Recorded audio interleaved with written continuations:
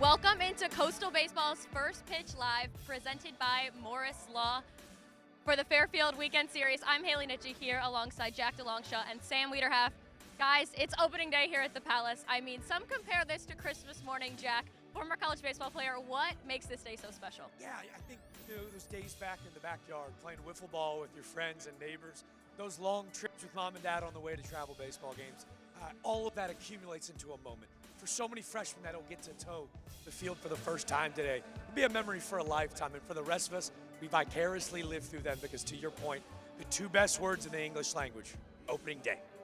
Now, Sam, you've been alongside the team during the offseason. What's the vibe been like? Well, it's been very positive, right? They come in with an added hunger. This team didn't get the job done. They went to Omaha, went to the national championship, lost to LSU in 2 games. You got a lot of returning talent from that team on the pitching staff and in the field with some new talent getting mixed in. Really, really positive. They definitely have some added drive coming into 2026. All right, guys, let's take a look at yesterday's presser.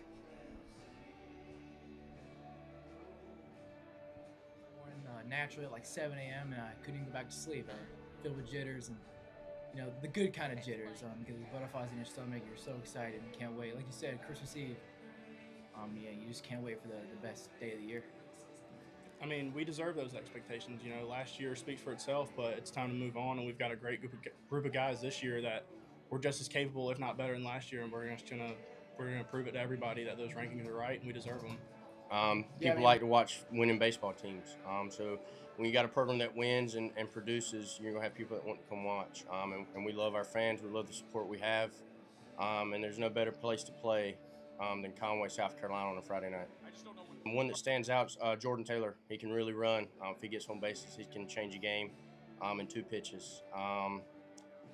Braden Horton, Rex Watson can really hit it. They've hit it well this early spring. But really all of them have worked hard, and they're going to contribute at some point in the season. A lot of excitement.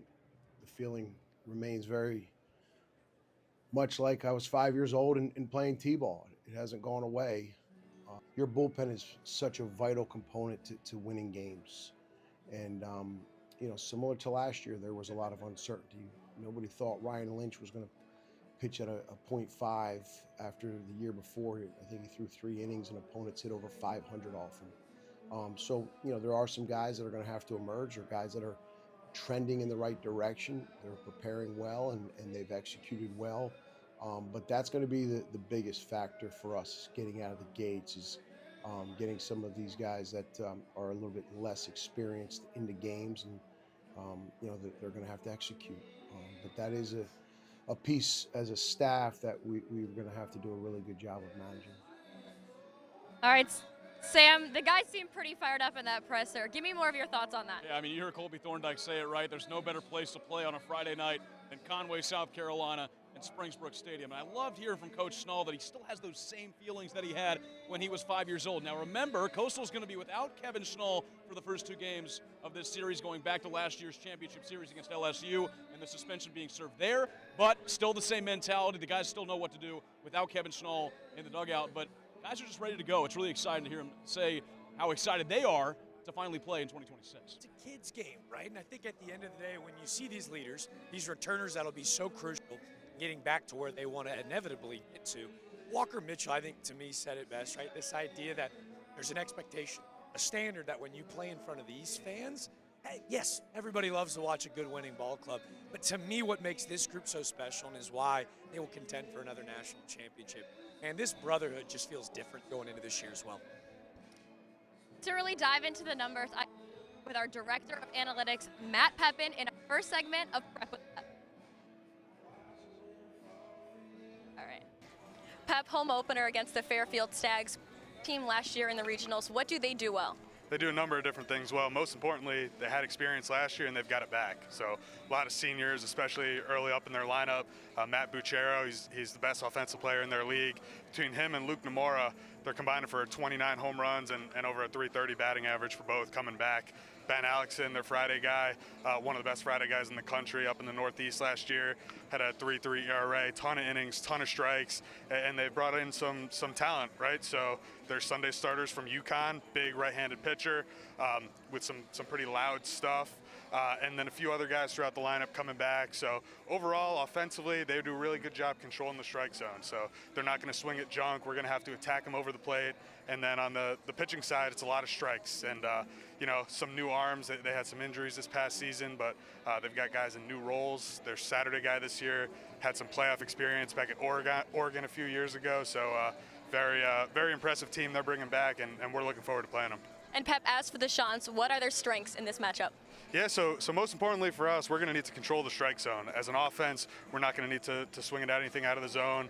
We're trying to hit strikes hard. And then on the pitching side, we're a little bit younger going into this weekend. We're going to see some guys make their debuts and pitch innings they haven't seen before. So we just really want them to come in and attack the zone and do what they've done all fall and spring for us. So we're pretty excited.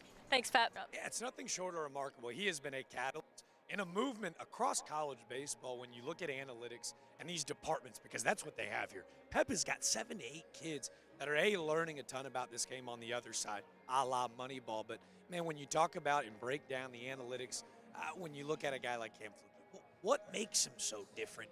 And for Pep and his team, to me, what has become really revolutionary is the way that they convey that message, right? It's I can throw these numbers and these analytics. How does it become practical? And in their day-to-day processes, Haley, it's what we referred to.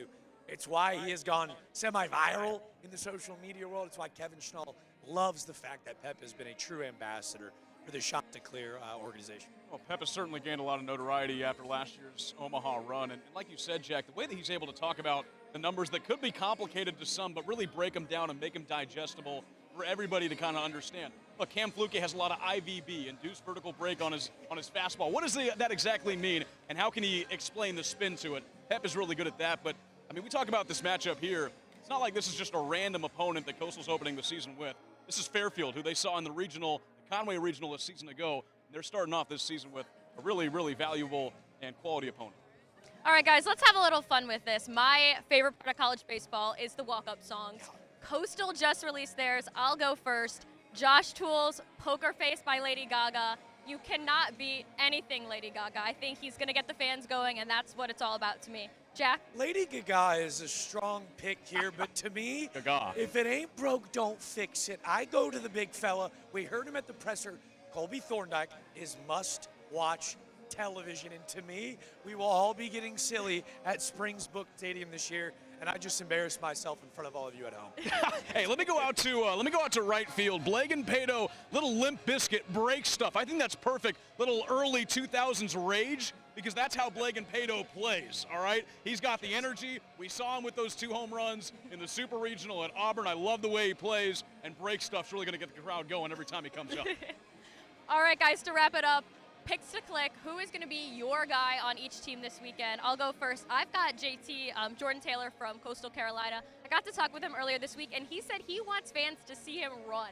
So I'm excited to see him run some bases and hopefully hit a home run. And for Fairfield, I have their head coach, Bill Courier. He was actually out here today throwing BP to his players, and I'm excited to see him in his last opening weekend series. Jack? It's his 15th and final season. We'll talk about Bill Courier often today, man, but seeing him hit fungo and throw BP, I'm like, Coach, he might need to sub himself in, bring him out of the pen. Yeah. And in other words, I think for me, for Coastal, I look at a vet in Walker Mitchell.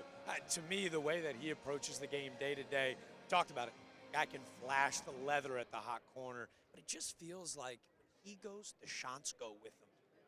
And we're talking about go. He didn't go nowhere. He had options to Luka Nomura for Fairfield. Star. He's a top 10 shortstop, based and predicated off D1 baseball's rankings. But to me, watching him get to play this weekend on this field, something to prove against some national contenders. Really excited to see he lace him up this weekend. I'll start off with the Stags as well. Let's go to the outfield. Matt Bucciero, one of the top outfielders in the entire country, put together a record season for Fairfield a season ago. He's their program leader in RBIs already. Coming back for his senior season, he's the preseason All-MAAC Player of the Year. For Coastal Carolina, Dean Mijos in center field. It's opening day number 4 for Dean Mijos. He started out at short a few years ago, moved out to the outfield. He's patrolled center field for the Chanticleers for the past 3 seasons. And guys, remember, last season had to deal with a late season injury, got reintroduced back into this Coastal lineup at the right time during their Omaha run, ended up on the All-Men's College World Series team at the end of it. So watch number 8 in center field tonight. Quite literally watch number 8 as he runs in front of us. Babe, what do you say, 8? There he is. All right, thank you guys for joining us for our first episode of First Pitch Live, and we'll see you for the first pitch.